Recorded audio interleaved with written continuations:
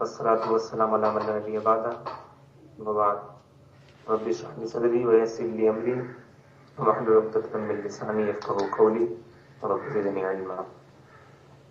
چلیے آپ سنا دیں مقابلے پورا پیج پھر انشاءاللہ پڑھتے ہیں. پہلی 4 آیات جی الف لام میم سے لے کر آخر تک کی جہاں تک پڑھا تھا.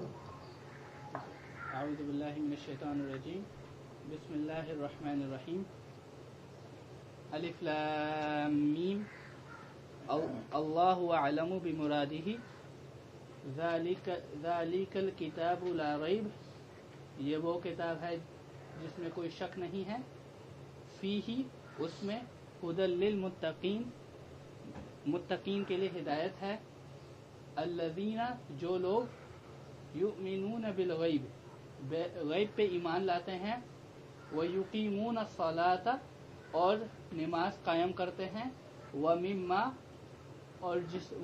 رزقناہم اور جس چیز میں سے ہم نے ان کو عطا کیا ہے، ينفقون وہ لوگ خرچ کرتے ہیں، والذین یؤمنون اور وہ لوگ ایمان لاتے ہیں، بما انزل الیک اس چیز پر جو آپ کے اوپر نازل ہوئی، وما انزل من قبلک اور جو آپ کے پہلے کے اوپر نازل ہوئی، وبالآخرۃ هم یوقنون اور آخرت پہ وہ یقین رکھتے ہیں.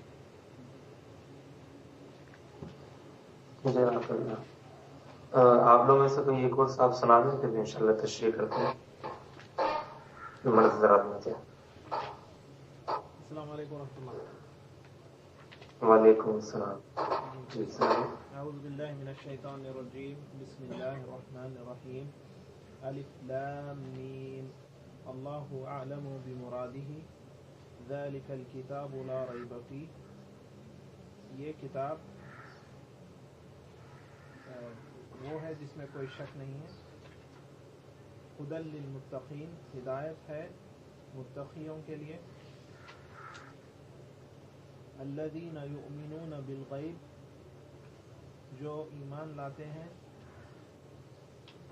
غیب پر، ویقیمون الصلاۃ اور جو نماز قائم کرتے ہیں، ومما رزقناہم ینفقون اور جو اللہ تعالیٰ نے عطا کی ہے ان چیزوں میں سے خرچ کرتے ہیں، والذین یؤمنون بما اور وہ ایمان رکھتے ہیں جو یؤمنون بما انزل الیک جو نازل ہوا اللہ تعالیٰ کی طرف سے، وما انزل من قبلک اور جو اس سے پہلے جو نازل ہوئی سے چیزوں پہ، وبالآخرۃ هم یوقنون اور جو آخرت پر ایمان رکھتے ہیں.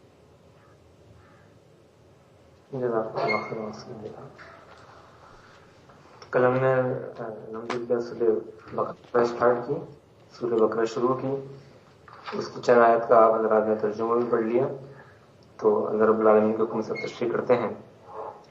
بسم اللہ الرحمن الرحیم الف لام میم. یہ الف لام میم اور اس جیسے قرآن کریم میں جتنے الفاظ ابھی آئیں گے جو تمام کے تمام صورتوں کے شروع میں ہوتے ہیں، انہیں حروف مقطعات کہا جاتا ہے. حروف مقطعات کا مطلب ان لفظ کو الگ الگ کر کر پڑھتے ہیں، ایک ساتھ نہیں پڑھتے. الف کو الگ، لام کو الگ، میم کو الگ. اسی طرح توحا کے اندر تو کو الگ، ہا کو الگ. جتنے بھی الفاظ ہیں ان کو سب کو الگ الگ کر کر پڑھتے ہیں، اور اسی وجہ سے ان کو حروف مقطعات کہا جاتا ہے، یعنی وہ حروف جو کٹے کٹے حروف ہیں. تو ان کے ترجمے کے حوالے سے کوئی بھی مستند احادیث نہیں. اور قرآن کریم کا جہاں ایک بہت بڑا اعجاز ہے، قرآن کریم ایک بہت بڑا معجزہ ہے، تو قرآن کریم چونکہ ایک معجزہ ہے، اس کے معجزات میں سے ایک معجزہ یہ بھی ہے کہ ایسے حروف کا ترجمہ اہل عرب کے بڑے بڑے فصیح، بڑے بڑے شاعر اور بڑے بڑے اپنے آپ کو علم بلاغت کے اندر مکمل اور اپنے آپ کو ماہر سمجھنے والے لوگ جب ان کے سامنے یہ تلاوت کی گئی یہ آیات، جب یہ قرآن کریم پیش کیا گیا تو وہ بھی ناکام ہو گئے کہ ان آیات کا کوئی ترجمہ پیش کرے. تو اللہ رب العالمین نے فرما دیا کہ سراسر اللہ رب العالمین کی طرف سے مکمل کتاب ہے. تو اس آیت کے ان قرآن کریم کے یہ جو حروف ہیں الف لام میم وغیرہ، ان کا یہ اعجاز ہے کہ یہ حروف کوئی ترجمہ نہیں رکھتے. ان کا معنی کیا ہے، ان کا مفہوم کیا ہے، وہ اللہ رب العالمین بہتر جانتے ہیں. ہم صرف اگر ہم اس کا ترجمہ کر رہے ہوں، ہم اس طرح کہہ دیں گے اللہ عالم بمرادہ، اللہ تعالیٰ اس کی مراد کو جانتا ہے.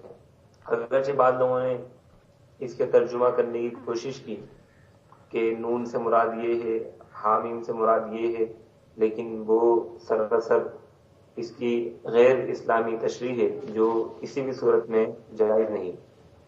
اور انہیں لوح قرآنی کہا جاتا ہے بعض لوگوں کی طرف سے. لوگ انہیں سارے حروف کو جمع کر کر ان کو اپنے گھروں میں لٹکاتے ہیں برکت کے لیے. ایسی بھی کوئی چیز ثابت نہیں کہ آپ علیہ السلام نے حروف کو لکھ کر برکت کے لیے لٹکایا ہو لوح قرآنی کے نام سے. تو یہ صرف قرآن کریم پڑھنے کے لیے آیا ہے، تو اس پر پڑھائی تک اکتفا کیا جائے اور اس پر اس کے بعد عمل کیا جائے. دوسری آیت ذالک الکتاب لا ریب فیہ، ذالک الکتاب یہ کتاب، اس سے مراد قرآن کریم ہے. بعض لوگوں نے اس ذالک الکتاب سے مراد توراۃ الانجیل کو لیا ہے، لیکن صحیح بات اس سے مراد ذالک الکتاب سے قرآن کریم ہے. اللہ رب العالمین نے فرمایا لا ریب فیہ، قرآن کریم کے اندر کوئی شک نہیں. کس بات میں کوئی شک نہیں؟ اس آیت کی تشریح دوسری آیت سے ہو گئی، سورہ الف لام میم سجدہ. اللہ رب العالمین کے ارشاد بسم اللہ الرحمن الرحیم الف لام میم تنزیل الکتاب لا ریب فیہ من رب العالمین.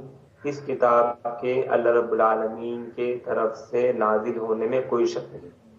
کیونکہ جب یہ کتاب آپ علیہ السلام پر نازل ہوئی، آپ صلی اللہ علیہ وسلم پڑھ کر مشرکین مکہ کو اس کی دعوت دیتے تھے، تو وہ ان کا سب سے پہلا اعتراض یہی تھا ان ھذا الا اساطیر الاولین، یہ تو محمد نامی شخص اپنی طرف سے یہ کوئی باتیں بنا کر لے کر آ گیا ہے اور یہ لوگوں کو صبح شام ان کی دعوت دے رہا ہے.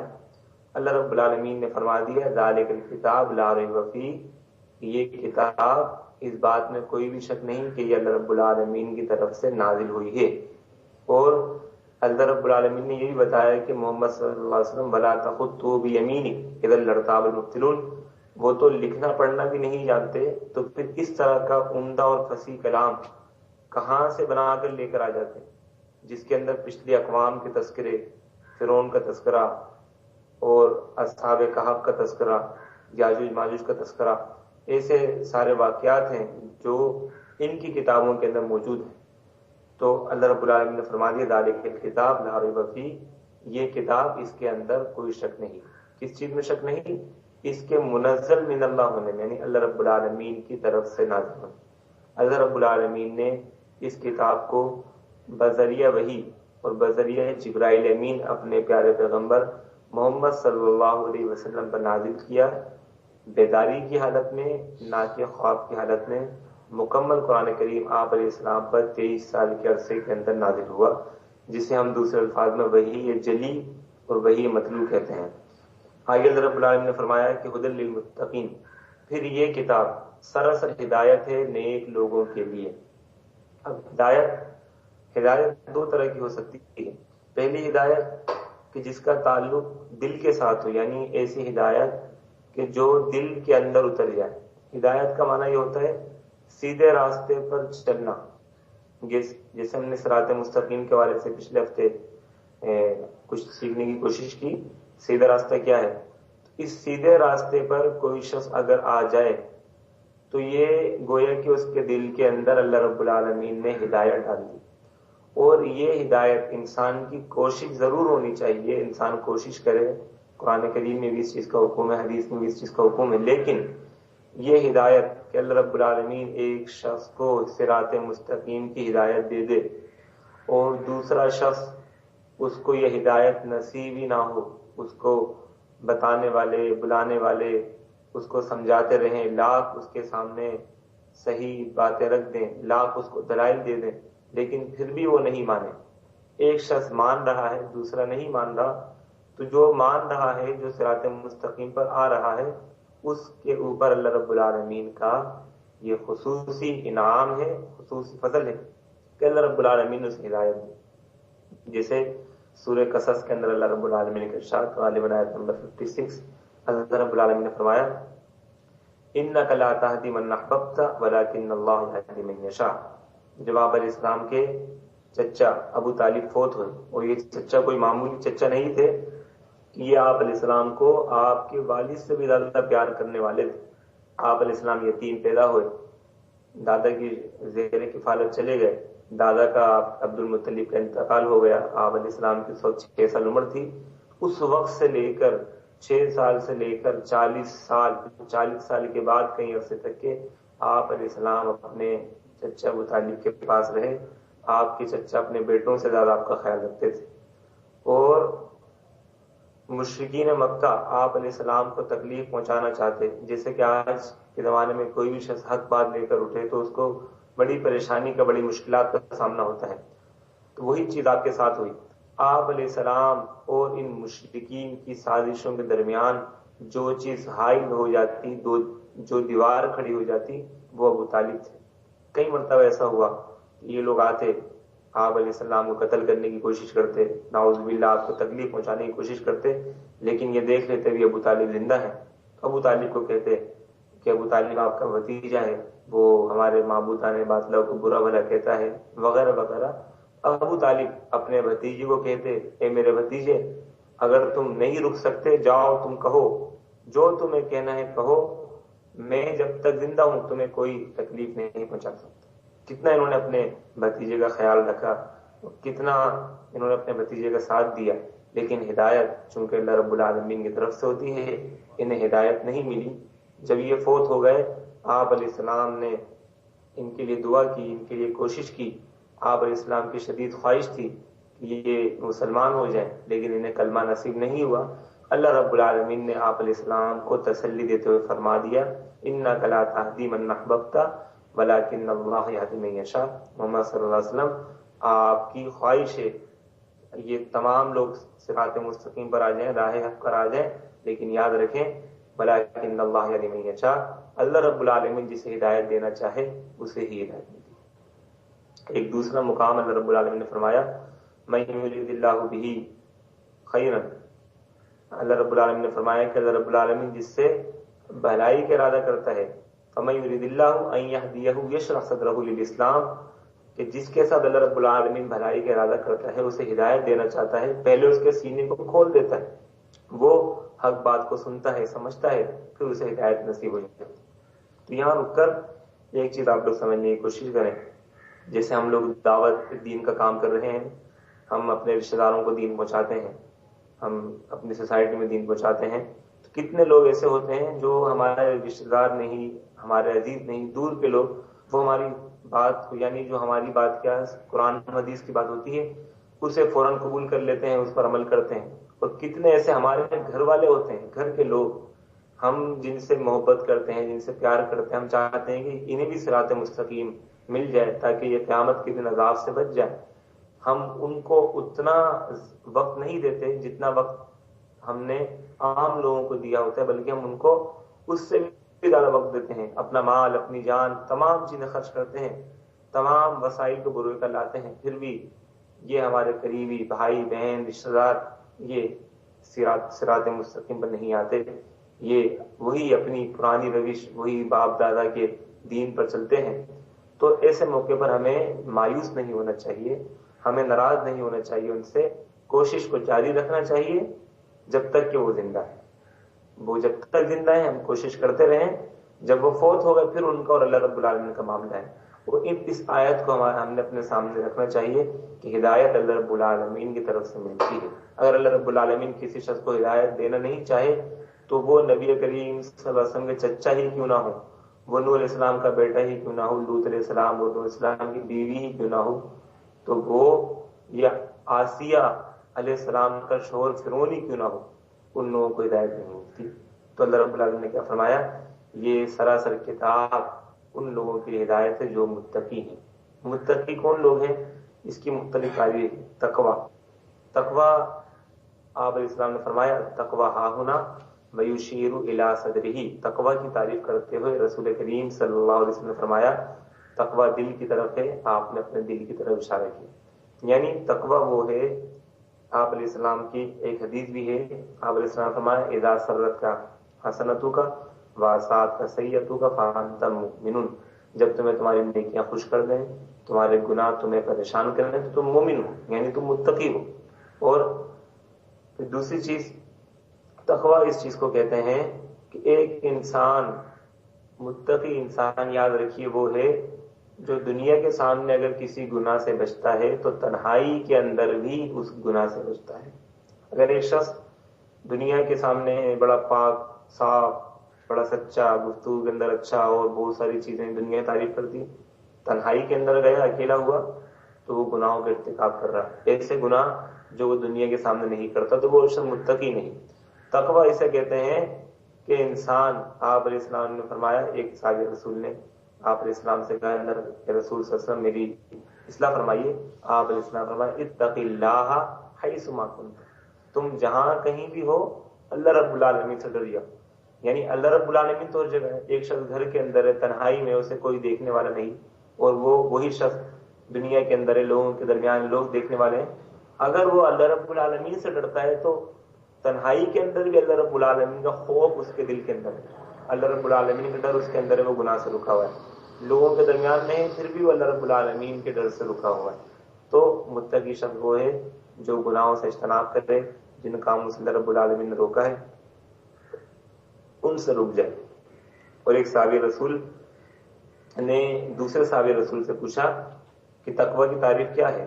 عمر فاروق رضی اللہ تعالیٰ عنہ سے غالباً جنہوں نے معلوم کیا تو بتایا گیا تقوی یہ ہے کہ آپ کا اگر کسی کانٹے دار علاقے سے گزرنا ہو، یعنی ایسے درخت ہوں جیسے گلاب کے پھول کے پودے وغیرہ جن میں کانٹے ہوتے ہیں، تو آپ کس طرح گزریں گے؟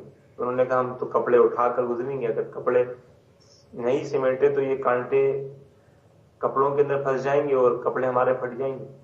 تو انہوں نے کہا کہ تقوی بھی اسی چیز کا نام ہے، جب آپ ایسے راستے سے گزریں جہاں کانٹے ہوں، مشکل راستہ ہو، تو کس طرح آپ اپنے آپ کو ان کانٹوں سے بچائیں گے، ان کپڑوں کو ان چیزوں سے بچائیں گے، اسی طرح گناہوں سے، ہر گناہ سے بچنے کا کوشش کرنے کا نام تقوی ہے۔ تو اس آیت سے واضح ہو گیا یہ کتاب سراسر اللہ رب العالمین کی طرف سے نازل ہونے والی کتاب ہے، نمبر 1۔ نمبر 2 یہ ہدایت ہے، کن لوگوں کے لیے ہدایت ہے؟ جو ہدایت یافتہ ہے، اور ہدایت کے لیے کوشش بھی ضروری ہے، یہ نہیں کہ صرف اللہ رب العالمین ہدایت دے انسان کوشش کرنا چھوڑ دے، بلکہ اللہ رب العالمین نے فرمایا وَإِنَّكَ لَتَهْدِي إِلَىٰ صِرَاطٍ مُسْتَقِيمٍ، محمد صلی اللہ علیہ وسلم آپ سیدھے راستے کی طرف ہدایت دینے والے ہیں، یعنی اب رہنمائی کرنے والے۔ تو یہ ان لوگوں کے لیے ہدایت ہے، یہ کتاب ان لوگوں کے لیے ہے جو ہدایت یافتہ ہیں، جو دل میں تڑپ رکھتے ہیں، کوشش کرتے ہیں، اور ان کی صفت کیا ہے؟ وہ لوگ متقی ہیں۔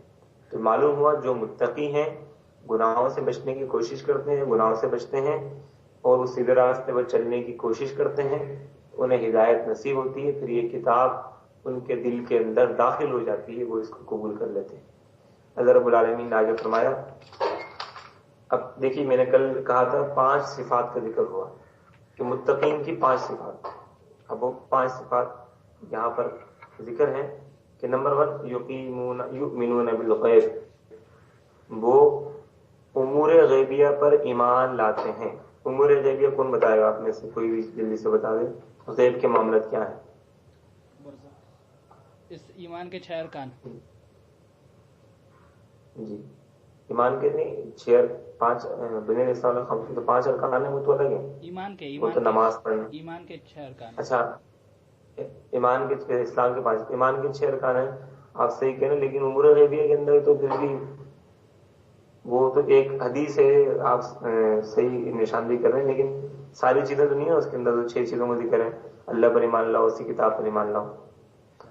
تو اس سے مراد آپ تقریباً آپ کا جواب صحیح ہے دونوں کا، انہوں نے برزخ کا، وہ تمام معاملات امور غیبیہ کے اندر وہ تمام معاملات آ جاتے ہیں جنہیں انسان نے نہیں دیکھا اور انسانی عقل انہیں تسلیم نہیں کرتی۔ ہم مسلمان، ہمارا امتیاز یہی ہے، جو دہری اور کمیونسٹ ہیں وہ صرف اسی چیز کو مانتے ہیں جس چیز کو ان کا مائنڈ تسلیم کرے، مائنڈ ایکسپٹ کرے۔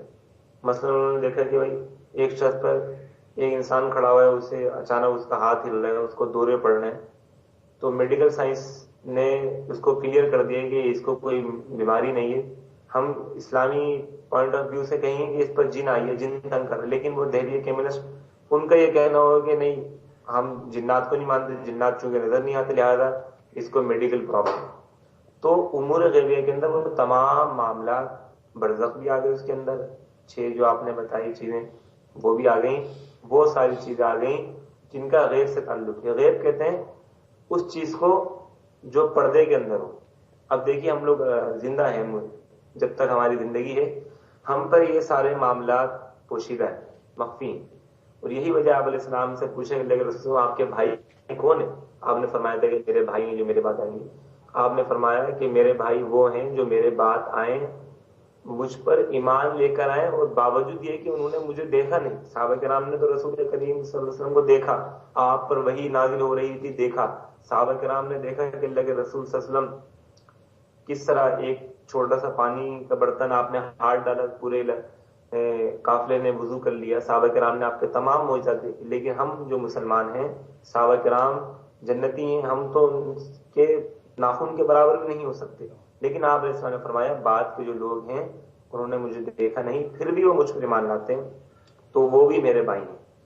تو ذکر کرنے کا مطلب وہ تمام چیزیں اس کے اندر آ گئیں جو امور غیبیہ کے اندر. ہم نے اللہ تعالیٰ کو نہیں دیکھا، فرشتوں کو نہیں دیکھا، جنت کو نہیں دیکھا، جہنم کو نہیں دیکھا، انبیاء کرام کو نہیں دیکھا ہم نے، ٹھیک ہے.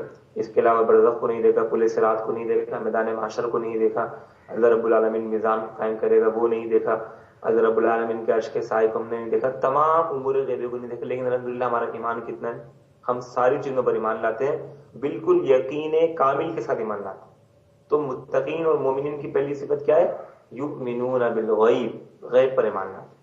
اور ہمارا اور مشرکین کا یہی تو اختلاف تھا.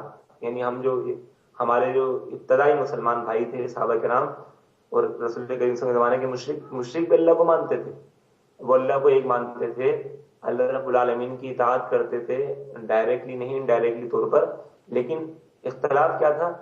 ہم مانتے تھے کہ اللہ رب العالمین ان ہڈیوں کو زندہ کرے گا، ان کو انسان بنائے گا، دوبارہ ان سے حساب و کتاب ہوگا. لیکن وہ نہیں مانتے، وہ کہتے تھے ہماری عقل نہیں مانتی کہ یہ ہڈیاں ہیں.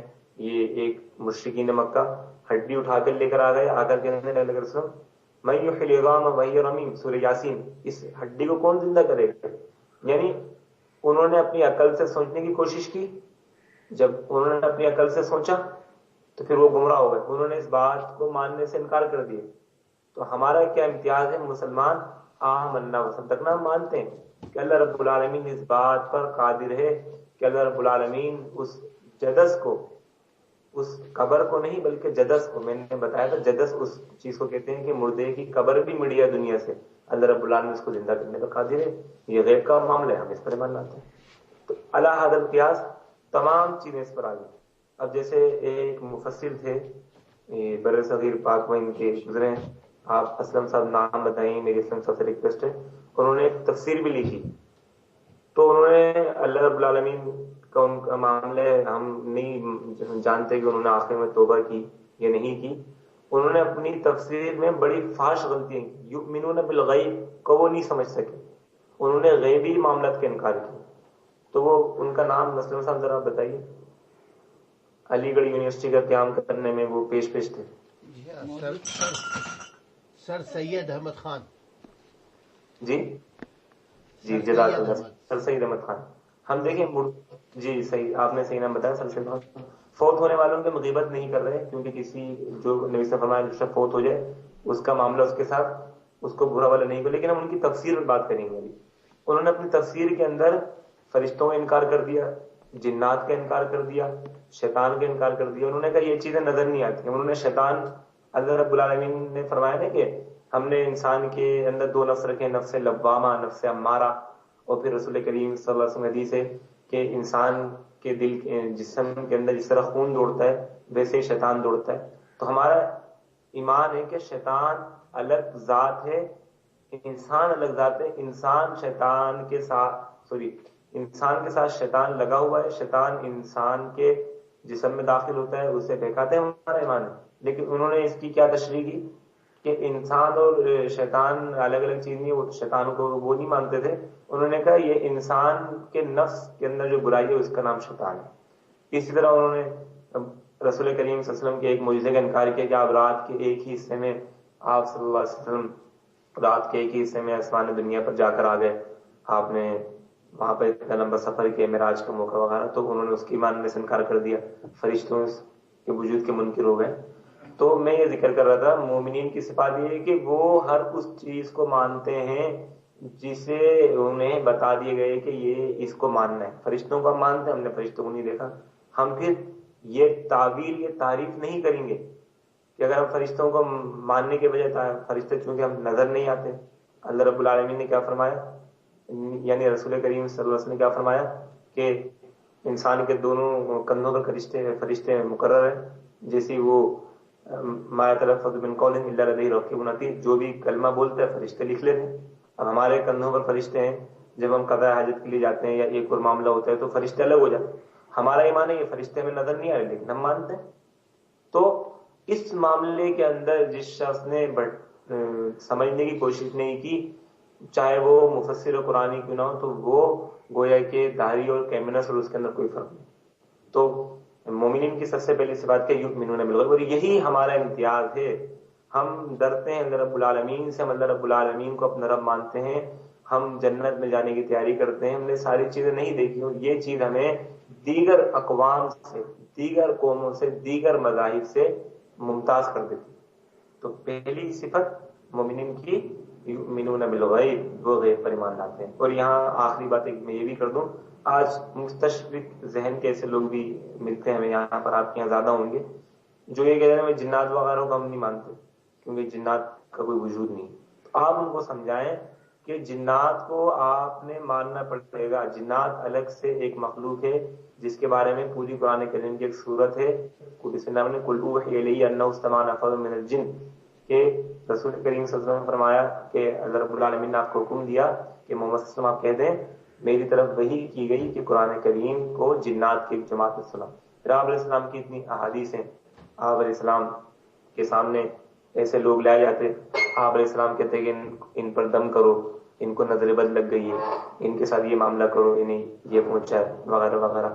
تو آپ ان کو سمجھائیں کہ احادیث موجود ہیں، قرآن کریم کی آیات ہیں، اگرچہ ہم نے جنات کو نہیں دیکھا یا کسی نے دیکھ لیا بس اوقات، تو ہم نے ان جنات کو ماننا پڑے گا، اور ہم نے یہ بھی ماننا پڑے گا کہ جنات انسان کے جسم میں داخل ہو سکتے ہیں اللہ رب العالمین کے حکم سے۔ اگر کوئی شخص جنات کا انکار کرے اور اس جنات کا انکار یا اس حد تک کرے کہ میں جنات کو تو مانتا ہوں لیکن یہ نہیں مانتا کہ جنات انسان کے جسم میں داخل ہو جاتے ہیں، جنات انسان کو تنگ کرتے ہیں، جنات انسان کے گھر میں آ جاتے ہیں، تو پھر وہ یؤمنون بالغیب کے اندر پورا نہیں ہوتا، وہ غیب کے معاملات کو نہیں مانتا۔ تو پہلی صفت یؤمنون بالغیب، مسلمان جو ہیں متقین لوگ وہ غیب پر ایمان لاتے ہیں۔ دوسری صفت ویقیمون الصلاۃ، نماز قائم کرتے ہیں۔ اب نماز قائم کرنے سے مراد یہ کہ نماز کا اہتمام کرنا۔ اہتمام کرنا، آپ علیہ السلام نے فرمایا من توضأ فاحسن الوضوء ثم خرج من بیتہ لا یخرج الا الصلاۃ، کہ جو شخص وضو کرے، اچھا وضو کرے، پھر وہ اپنے گھر سے نکلے، اس کو صرف نماز اس کو نکالتی، یعنی نماز پڑھنے کے لیے وہ گھر سے نکلتا ہے، اور وہ پھر آپ علیہ السلام فرمایا لم یخطو خطوۃ الا رفعت له بها درجۃ وحطت بها خطیئۃ، وہ ایک قدم اٹھاتا ہے ایک نیکی لکھی جاتی ہے، اس کے گناہ معاف ہوتے ہیں۔ جب تک وہ نماز کا انتظار کرتا ہے مسجد پہنچ کر، اس وقت تک کے فرشتے اس کے لیے نیکیاں لکھتے رہتے ہیں، اس کے لیے دعائیں کرتے رہتے ہیں۔ اب یہ دیکھیے فرشتے دعائیں کر رہے ہیں، ہر قدم پر نیکی لکھی جا رہی، ہر قدم پر گناہ مٹ رہے ہیں، کیوں؟ اس نے خاص اہتمام کیا۔ نبی صلی اللہ علیہ وسلم لا یخرج الا الصلاۃ، اسے نماز نہیں نکال، اسے نماز کے علاوہ کوئی چیز نہیں نکالتی، یعنی وہ صرف نماز پڑھنے کے لیے جا رہا ہے۔ یہ اگر کسی کے دل میں مقصد ہو کہ جی میں نماز پڑھنے جا رہا ہوں اور وقت دے گئے کہ میرے کو عبدالرحمن صاحب سے ملنا ہے، چلو مسجد میں وہ آئیں گے، ان سے ملاقات بھی ہو جائے گی، تو یہ سوچ غلط نہیں ہے۔ لیکن ایک شخص صرف نماز پڑھنے کے لیے جا رہا ہے، اس نے کہا میرا پہلا مقصد نماز ہے، اس کے بعد ملاقات وغیرہ ہو جائے تو وہ ہو جائے گی، تو یہ اہتمام ہے۔ خاص طور پر وضو کرنا سردیوں کے موسم میں جب مشکل ہوتی ہے وضو کرنے میں اور پریشانی ہوتی ہے، آپ اسلام کی حدیث دی ہے کہ کثرت سے جنت میں لے جانے والے اعمال جو ہیں ان میں سے ایک عمل یہ بھی ہے کہ انسان نہ چاہتے ہوئے وضو کرے۔ تو سردی کے موسم میں وضو کرنا اور نماز کا اہتمام کرنا، خشوع خضوع کے ساتھ نماز پڑھنا، یہ چیز مسلمانوں کی صفات میں سے، متقین کی صفات میں سے دوسری صفت۔ اگر کوئی شخص اہتمام کے ساتھ نماز نہیں پڑھتا، نماز کو اپنے اوپر بوجھ سمجھتا ہے. علماء کرام کا فتویٰ ہے کہ اگر کوئی شخص، بات کو ذرا غور سے سنیے گا، دین کے احکام کو اپنے پر بوجھ سمجھ کر کرتا ہے تو وہ دائرہ اسلام سے خارج ہے. وہ کہے ارے یار ابھی نماز پڑھنا پڑ رہی ہے کیا کریں، اس طرح کے جملے کہ یار زکوٰۃ ادا کرنا پڑ رہی ہے کیا کریں، نہیں دیں گے تو پھر یہ لوگ بھی بولیں گے کہ زکوٰۃ ادا نہیں کی. ایسا شخص دائرہ اسلام سے خارج ہے، کیونکہ اس چیز کا اہتمام ضرور دل کے ساتھ. اب دیکھیں یہاں پر نماز کا ذکر ہوا، متقین کی دوسری صفات وہ نماز کا اہتمام کرتے ہیں. اب نماز کیا مجھے بتائیے، منافقین نماز نہیں پڑھتے تھے؟ منافقین نماز پڑھتے تھے، اور لیکن وہ نماز کیسے پڑھتے تھے؟ اللہ رب العالمین نے فرمایا وَإِذَا قَامُوا إِلَى الصَّلَاةِ قَامُوا كُسَالَىٰ، سستی کے ساتھ، نہ چاہتے ہوئے، جماعی آ رہی ہے، پاؤں پر پاؤں ہیں، کبھی ادھر گر رہے ہیں کبھی ادھر گر رہے ہیں. یُرَاءُونَ النَّاسَ، تو لوگوں کے لیے پڑھتے تھے. اگر ہم نماز نہیں پڑھیں گے لوگ کہیں گے، صحابہ کرام کہیں گے، نبی صلی اللہ علیہ وسلم کہیں گے تم مسلمان ہو، تم کیسے مسلمان ہو، نماز نہیں پڑھتے. صرف لوگوں کو دکھانے کے لیے وہ نماز پڑھتے تھے. اور 3 نمازیں پڑھتے تھے، ظہر اثر مغرب. عشاء اور فجر میں ان کو معلوم تھا کہ اندھیرا ہوتا ہے، کون سا جسم دیکھیں گے، عشاء فجر گول کر دیتے. عشاء فجر میں وہ مطلب نہیں آتے تھے گھر میں، بیٹھیا کرتے تھے، کیونکہ ان کو وہ تو دنیا کے لیے نماز پڑھتے تھے. عشاء فجر ان کی گھر میں ہوتی تھی، گھر میں پڑھنا دور کی بات، وہ تو گھر میں اپنی بیٹھ کر مسلمانوں کے خلاف سازشیں بناتے تھے. تو دیکھیں ایک نماز منافق بھی پڑھ رہا ہے، فجر ظہر اثر مغرب عشاء، اس میں سے فجر ظہر عشاء کو وہ نکال کر ظہر اثر مغرب نبی وسلم کے ساتھ پڑھ رہا ہے جا کر. اور ایک شخص جو نماز پڑھ رہا ہے وہ مسلم ہے، وہ عبداللہ بن ام مکتوم جیسا صحابی رسول نماز پڑھ رہا ہے، کہ جنہوں نے اللہ کے رسول صلی اللہ علیہ وسلم سے اجازت دی. اللہ کے رسول صلی اللہ علیہ وسلم رات کا وقت ہے، اندھیرا ہے، مدینہ کے اندر سام بچھو آ رہا، جانور راستے میں آ جاتے ہیں، بارش ہوتی ہے، میں نابینا شخص ہوں، مجھے اجازت دے دیں میں گھر میں نماز پڑھ لوں. آپ نے کہا جاؤ گھر میں پڑھ لو. پھر آپ نے اسے بلایا واپس، آپ نے کہا فحیا علی الصلاۃ، کیا تم اذان سنتے ہو؟ اس نے کہا جی اللہ کے رسول. آپ علیہ السلام نے فرمایا فحیا اللہ او کما قال صلی اللہ علیہ وسلم، فرمایا جاؤ تم پر نماز میں آنا ضروری ہے. اب دیکھیں ان کا کتنا عذر تھا، لیکن اللہ کے رسول صلی اللہ علیہ وسلم فرمایا اگر اذان کی آواز سنتے ہو تو تمہیں آنا پڑے گا. پھر انہوں نے کیا فرمایا، اللہ کے رسول اب مجھے اجازت دیجیے کہ میں فجر میں آؤں گا اور آ کر اذان دوں گا. یعنی کتنا ان کے دل میں تڑپ تھی، کتنا نماز کا اہتمام تھا. جب اللہ کے رسول نے رخصت قبول نہیں کی، نماز میں آنے کا کہا، تو انہوں نے کہا ٹھیک ہے میں تو نماز میں تو آؤں گا، نماز سے پہلے فجر کی اذان ہوتی ہے، فجر کی اذان سے بھی پہلے آ کر میں اذان دوں گا. پھر یہ صحابی رسول فجر کی اذان سے پہلے آتے ہیں، ان کو کہا جاتا ہے کہ بھائی نماز اذان کا ٹائم ہوئی ہے، یہ اذان دیتے. اور حدیث آپ نے پڑھی ہوئی، وقات بھی آپ کو بتائیں گی کہ آپ علیہ السلام نے فرمایا کہ جب ایک صحابی رسول اذان دے تو کھانا پینا شروع کر دو، دوسرے صحابی رسول جب اذان دے تو کھانا پینا شروع کر دو. اب دیکھیں نماز ایک منافق پڑھ رہا ہے، ایک عبداللہ بن ابی سلول بھی نماز پڑھتا تھا، اور عبداللہ بن ام مکتوم بھی. دونوں کی نماز میں زمین آسمان کا فرق ہے. ایک شخص نماز پڑھنے کے بعد بھی وہ جہنم میں جا رہا ہے. تو ہم مسلمان ہیں، متقین ہیں. ہماری دوسری صفت کیا ہے؟ یقیمون الصلاۃ، ہم نماز پڑھتے ہیں. اور نماز صرف پڑھنا کافی نہیں بلکہ نماز کا اہتمام کرنا چاہیے. ٹھیک ہے، 2 چیز ہو گئی. ومما رزقناہم ينفقون، تیسری صفت کہ وہ لوگ جو چیز ہم نے دی ہے اس میں سے خرچ کرتے ہیں. اگرچہ یہ آیت زکوٰۃ کا حکم نازل ہونے سے پہلے کی، زکوٰۃ کے بارے سے 7 آیات سورۃ توبہ میں نازل ہوئی بعد میں، لیکن یہ آیت پہلے کی ہے. جب زکوٰۃ فرض نہیں ہوئی تھی، مسلمانوں کو حکم تھا اپنے مال میں سے جتنا ہو سکے غریبوں کو دیں. اللہ رب العالمین کے ارشاد للسائل والمحروم، سوال کرنے والوں کا مسلمانوں کے مال میں سے ہے کہ ہمیں اللہ رب العالمین نے مال دیا ہے، دولت دی ہے، ہمیں بہت کچھ دیا ہے. اگر کوئی سوال کر لے یا ہمیں معلوم ہو جائے کوئی مسلمان غریب ہے، کوئی پریشان ہے، تو ہم پر ضروری ہو جاتا ہے کہ ہم اس مسلمان بھائی کی مدد کریں، اس کے ساتھ جتنا ہو سکے تعاون کریں، کیونکہ یہ اس کا حق ہے. یہ مال جو ہمیں اللہ رب العالمین نے دیا ہے یہ ہمارا مال نہیں، اللہ رب العالمین کا مال.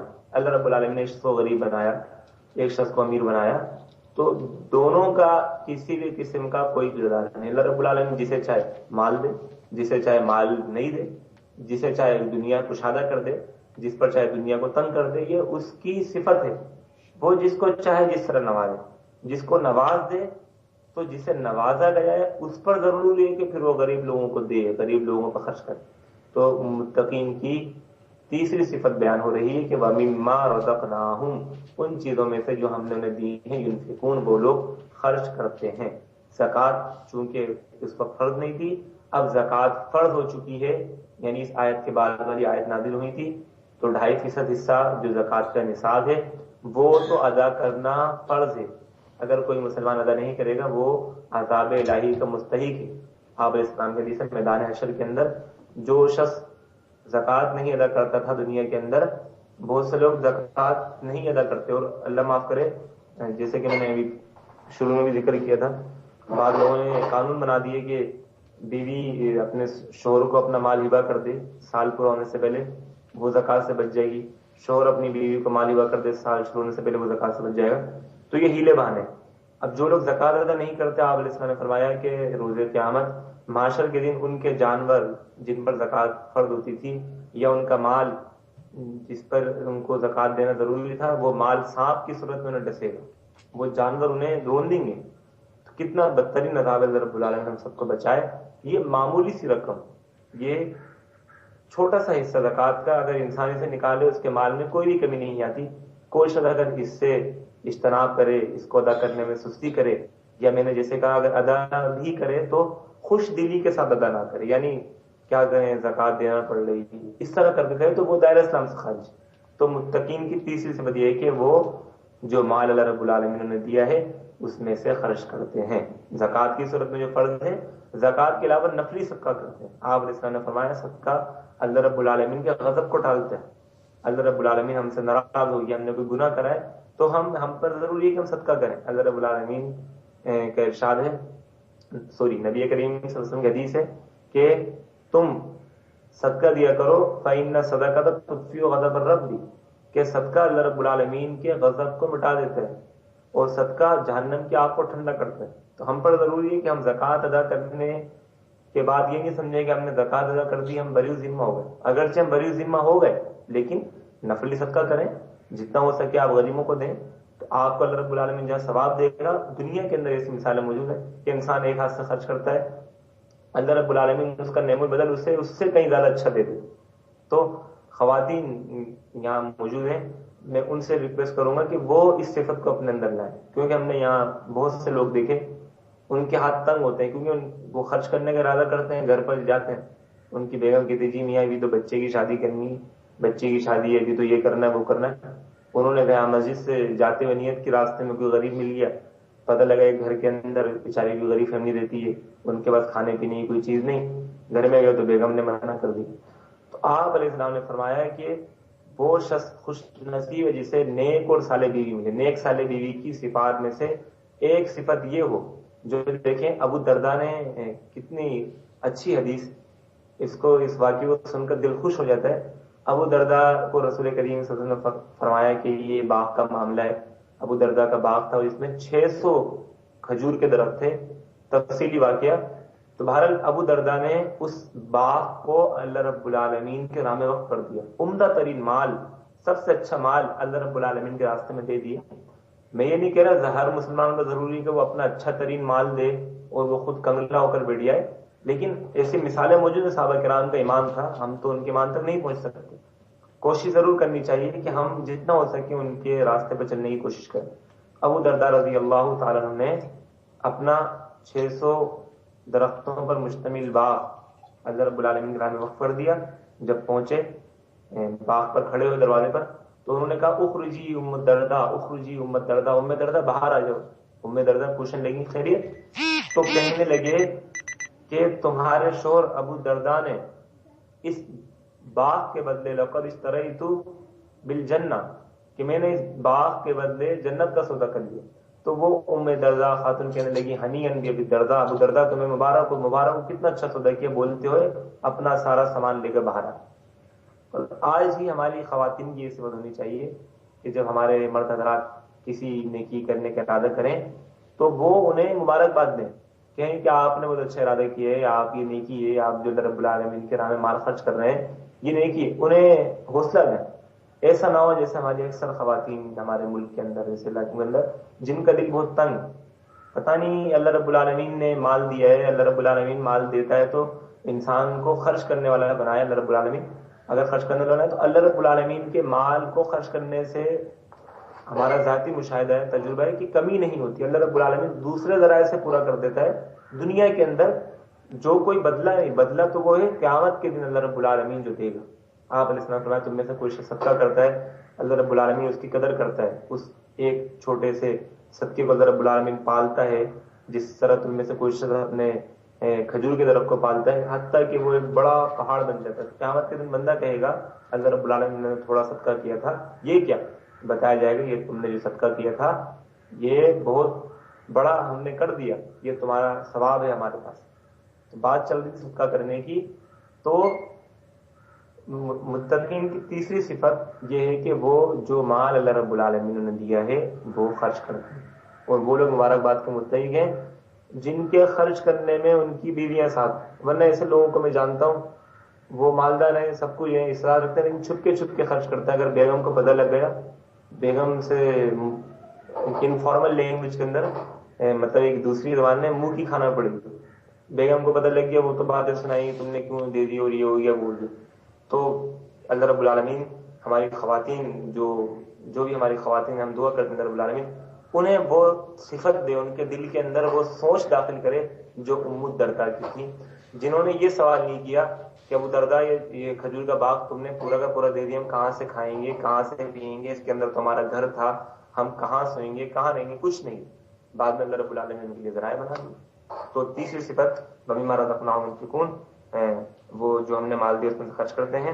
پھر آگے دو صفات کا اور بھی ذکر ہو رہا ہے، ٹائم اوور ہو رہا ہے. وَالَّذِينَ يُؤْمِنُونَ بِمَا أُنزِلَ إِلَيْكَ وَمَا أُنزِلَ مِن قَبْلِكَ، کہ چوتھی صفت یہ ہے کہ یہ لوگ جو آپ پر کتاب نازل ہوئی اس پر ایمان لاتے ہیں، صاحب پر کتاب پر ایمان لاتے ہیں، وہ پکے مسلمان ہیں. صحابہ کرام اور الحمدللہ ہم بھی کوشش کرتے ہیں، ہمارا ایمان ہے قرآن کریم اللہ رب العالمین کی طرف سے نازل ہونے والی کتاب ہے، اس پر ہمارا ایمان ہے. تو رات نازل ہوئی پیارے پیغمبر موسیٰ علیہ السلام پر، اس پر ہمارا ایمان ہے. انجیل نازل ہوئی پیارے پیغمبر عیسیٰ علیہ السلام پر، اس پر ہمارا انجیل ہے، اس پر ہمارا ایمان ہے. اسی طرح ابراہیم علیہ السلام کے صحیفے، موسیٰ علیہ السلام کے صحیفے، تمام آسمانی کتابوں پر ایمان ہمارا ہے. جو شخص ان کتابوں کے نازل ہونے پر ایمان نہیں لائے تو وہ مسلمان ہے. تو متقین کی چوتھی صفت کیا ہے؟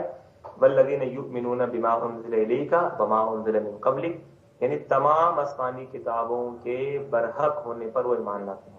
اور آخری صفت جو اس جگہ ذکر ہوئی، پانچویں صفت، وبالآخرۃ ہم یوقنون، اور روز جزا پر، روز محشر پر وہ یقین رکھتے ہیں، یعنی قیامت پر وہ ایمان لاتے ہیں.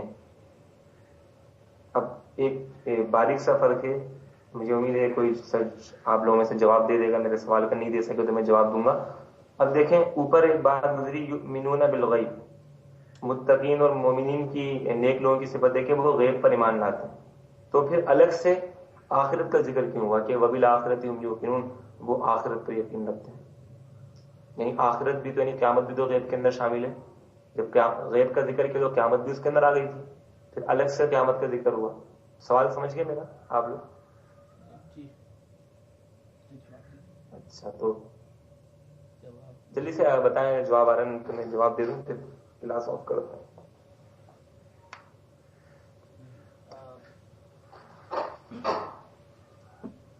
میں سمجھتا ہوں شیخ صاحب جیسا کہ اس کو اسپیشل اٹینشن دینے کے لیے مطلب اجمالاً آپ پہلے اس میں جو ہے غیب میں یہ ساری چیزیں آ گئی، لیکن آخرت